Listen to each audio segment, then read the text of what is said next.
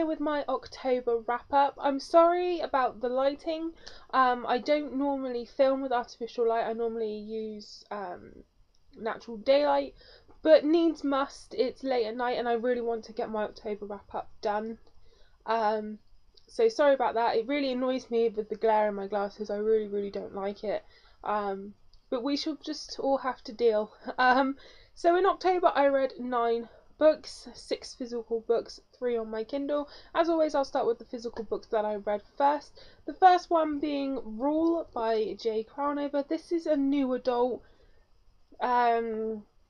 contemporary romance type novel. I really enjoyed this. And it's about a girl called Shaw. She's very much seen as the good girl, the perfect girl. She has a rich family. She's learning, I think she's learning to be studying to become some sort of doctor, I believe. And then there's Rule, who's very much the bad boy. He's covered in tattoos. He's a tattoo artist. He doesn't conform. But Shaw has been in love with Rule forever, but he's oblivious to it. Everyone thought that Shaw and Rule's dead twin brother were a couple, but they weren't. And so one night he sees her in a different way and they try to make a relationship work, and it was really good. Really enjoyed it. Really loved the tattoo element. Yeah, thoroughly enjoyed this one. I recommend it if you are a fan of new adult contemporaries. I gave this 4.5 out of 5. Then I read Attachments by Rainbow Rowell. This is an author that has a lot of hype in the book community, as I'm sure you're all aware. And this book was about a newspaper in the early 90s that has just got email, and 2 close friends at the newspaper email each other all day, and sometimes those emails aren't work related, they're a bit gossipy. And it's Lincoln's job late at night to go through the filters in the IT and find out who's been sending emails that they shouldn't have been sending, and to send them warnings. But for some reason with these 2 women he doesn't, and he falls in love with one of them through reading their emails, and it's all about how does he approach her saying that he loves her when he's been reading her email. So really good premise, and I did really enjoy it. I felt that it suffered a few pacing issues. There was a lot of the book where nothing was happening, and then I felt you suffered through all of that of nothing happening, and then the end wasn't as satisfying. You definitely wanted a better resolved end, but it was still really good, and I gave it 4 out of 5. The next book that I read was it was definitely my favourite read of the month, and that was Crash Into You by Katie McGarry. Oh my god, you guys, the feels. As soon as this arrived, I knew I had to read it. It doesn't come out until December, so I can't put up an actual review yet, but one will definitely be going up on the blog, and if you want one put up on this channel, please don't hesitate to ask me.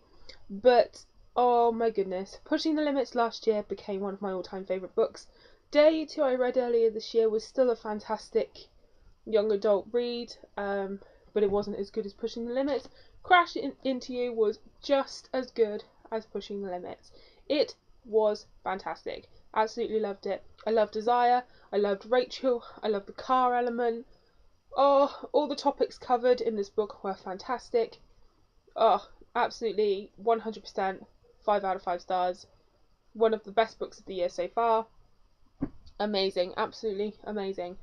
Then I read Between the Devil and the Deep Blue Sea by April Genevieve Tuchlock. I'm not entirely sure how you say her name, but I picked this one up because I'd wanted to read some Halloween, October appropriate reads.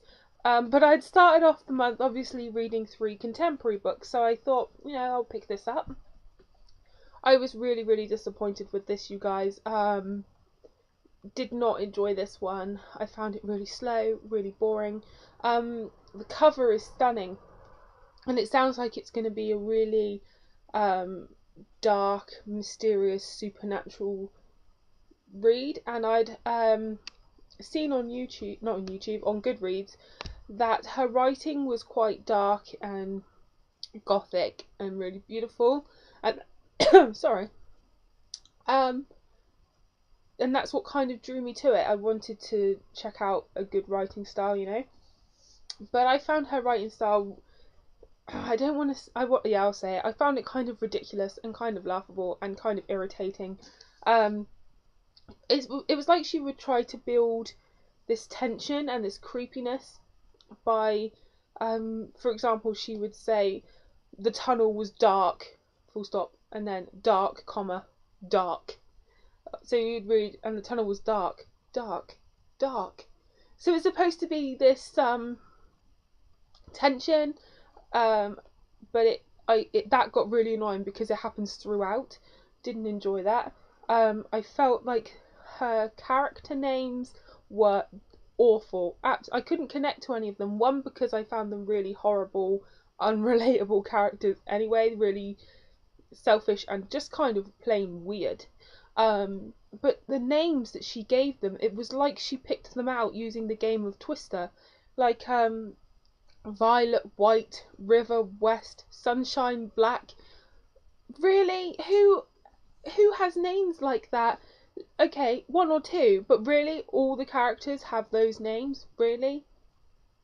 Like next door neighbours that are Violet, White and Sunshine Black. I'm sorry, but no. Immediately smacks of unbelievability and made me kind of cringe. And the whole devil in the deep blue sea, the whole supernatural devil, no, it fell flat. I found that what the actual paranormal element was, I found anticlimactic and kind of lame. So unfortunately, this was extremely disappointing, and it got 2 out of 5. And I'm not gonna lie, I don't really recommend it. But if you've read it and enjoyed it, please let me know, because this one just did not push my buttons. The next book that I read was the buddy read for me and Ryan, and we chose Girl of Nightmares by Kendall Blake. We chose this because obviously we thought for a buddy read we should pick a Halloween read, and we had both read Anna Dressed in Blood but had not read the second one, so we thought that we would motivate each other to actually read the sequel. And it wasn't awful, but it was not as good as book one. I think it's suffered from pacing issues, and I just don't think the overall story was as interesting as Anna Dressed in Blood. The first one was so different, was so just had you gripped from page one, whereas this did not. I still gave it 3.5 out of 5. I'm pleased that this series is just a duology and that a third book won't come out and be even, you know, and just destroy the whole series. This was okay, but could have been better, I think. And then the next book that I read was The Next Always by Nora Roberts. This is one I've wanted to read for a little while of hers. I don't know why. Something about it just made me want to read it. It was a very quick read. I got it read in like 2 days. And that was, you know, work days, which is pretty good for me. And it's about this small town, and they are remodeling, or what's the word? I can't think of the word. Oh my goodness. Basically, they've bought this old inn and they're doing it up. I cannot think of the word. Restoring, thank God for that. Restoring this old inn, and it's about the Montgomery family. They basically own the firm that are going to be reconstructing it and building it up. And it's 3 brothers, so there's going to be 3 books in this series, and each one follows a brother. And it was just a really quite a cute romance. Really enjoyed it. I gave it 4 out of 5. Not my favourite Nora Roberts book, but I still thoroughly enjoyed it. So on to the books that I read on my Kindle. The first book that I read was Warrior's Lady by Jerry Russell.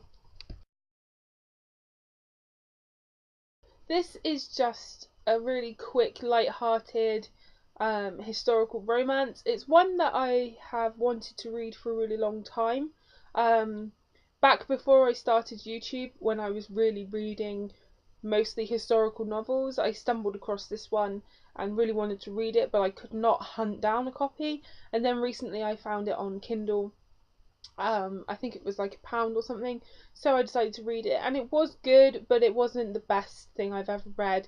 Um, it was worth checking out. It is the third book in the series, but each book can stand alone. And really, out of the series, this was the only one that really grabbed my attention. It was okay, and I think I gave it 3.5 out of 5.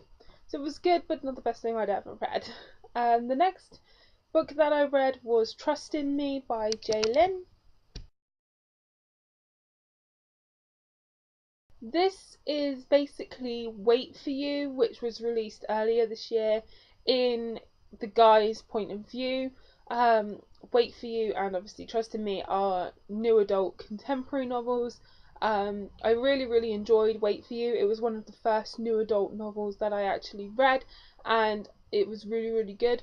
But you guys know that in my contemporaries I really enjoy alternating chapters between the guy's point of view and between the girl's point of view. That's partly why I love Rule so much, and obviously why I like Katie McGarry's books, because each chapter it alternates, and I feel like that's a really great way of doing it. It makes your characters and your story more well rounded. It's just nice to get that little bit more information on each character instead of focusing just on one. So this was really good. I really loved Cam's point of view. You really do love him in Wait for You and obviously in Trust in Me. He's a really great new adult guy. You really just do kind of fall in love with him a little bit. The only problem is I feel like doing it this way, like rewriting the whole book, is you get quite a lot of repetition. In some sections it does just feel like you're rereading Wait for You instead of it being sort of gelled together, but it was still fantastic. I still like just devoured it in like a day, and I gave it 4.5 out of 5. And then the last book that I read was This Beautiful Thing by Amanda Heath. This is another new adult romance novel. This is one that I see pop up a fair bit on Goodreads, so I thought I would just go ahead and read it. And this was definitely not one of the best new adult novels that I've read. It felt really childish. There was a lot of grammatical and editing errors in this book. If it had an editor, it definitely needed another one. It was not fantastic, but sometimes you can let those things go. If the plot and the characters are there, you can overlook those things, but those things were also lacking. I can't remember their names. Tegan and oh my god, I can't remember his name. That's going to really bug me. But they were like, the guy character was okay. I feel like he was an okay character. He wasn't as good as say someone like Cam from Wait for You by Lynn, but he was okay. But Tegan was a very strange character. And what did annoy me was the only way they ever really described her was beautiful. And it just, the whole book came off as kind of shallow and immature. I think I gave it like 2 out of 5. It was just kind of disappointing. So yeah, definitely not the best new adult book I've ever read, but there we go. So that's everything that I read in October. I did hope to read some more Halloween themed things, but it just didn't happen. So sorry. What did you guys read in October? Was there anything particularly fantastic or anything particularly disappointing? Have you read any of these? Please let me know. I always love to talk with you in the comments down below. Thanks so much for watching, guys, and happy reading.